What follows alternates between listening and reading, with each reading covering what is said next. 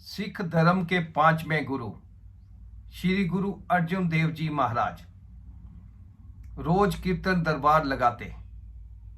संगतें दूर दूर से आती और कीर्तन का आनंद लेती।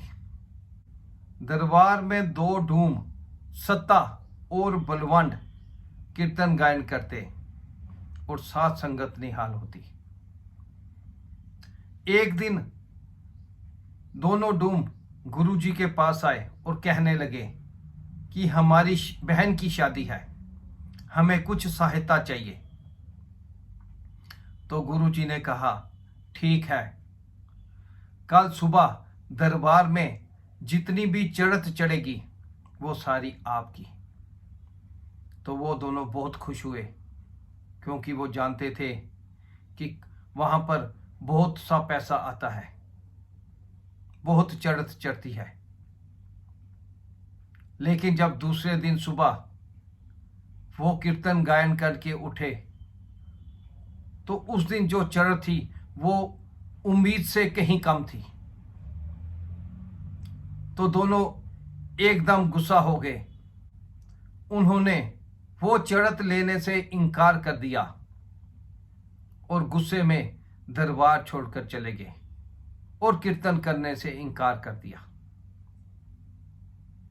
गुरु जी ने उन्हें बहुत समझाया, लेकिन वो एक ना माने और सिखों ने भी उन्हें समझाने की कोशिश की, लेकिन वो एक ना मानी और चले गए।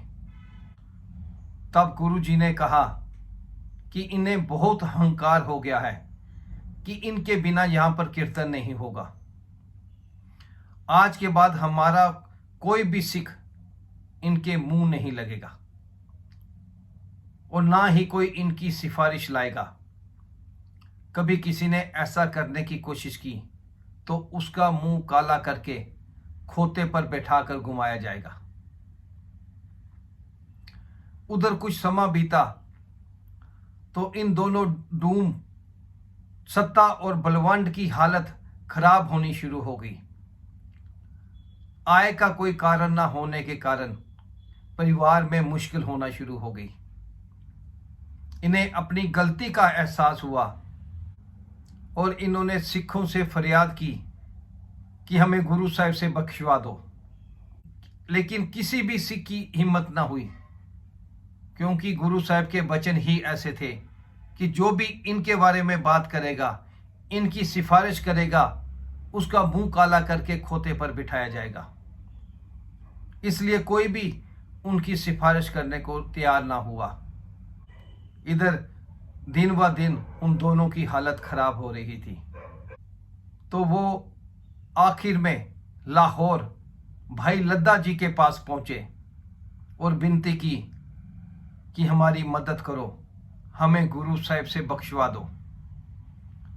पहले तो भाई लद्दा जी ने भी इनकार किया, लेकिन जब उन्होंने बहुत मिन्नतें की तो भाई लद्दा जी को उन पर तरस आ गया और उन्होंने गुरु के वचनों के अनुसार अपना मुंह काला किया, खोते पर बैठे और घूमते घूमते उन दोनों के साथ गुरु जी के पास पहुंचे।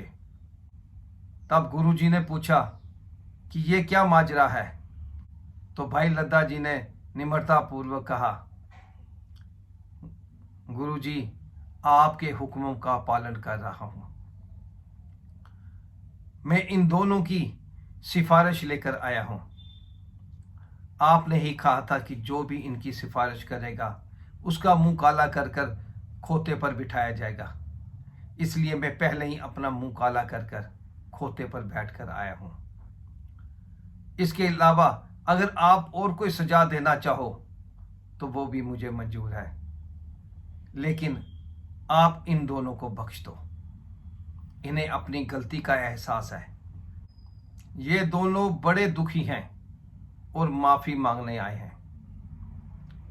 तब गुरु जी ने कहा, ठीक है, इन्हें माफ कर देंगे, परंतु जिस मुंह से इन्होंने गुरुगढ़ की निंदा की थी उसी मुंह से ये अब गुरुगढ़ की प्रशंसा करेंगे। तब दोनों डूम खड़े हुए गुरु साहिब के सामने तब उन्होंने रामकली राग में एक वार गाई, यानी कि शब्द गाए, और पांचों गुरु साहिबान की प्रशंसा में वो गायन किया। गुरु साहिब प्रसन्न हुए और उन्हें वापस अपने दरबार में कीर्तन गायन की आज्ञा दे दी। वो दोनों डूम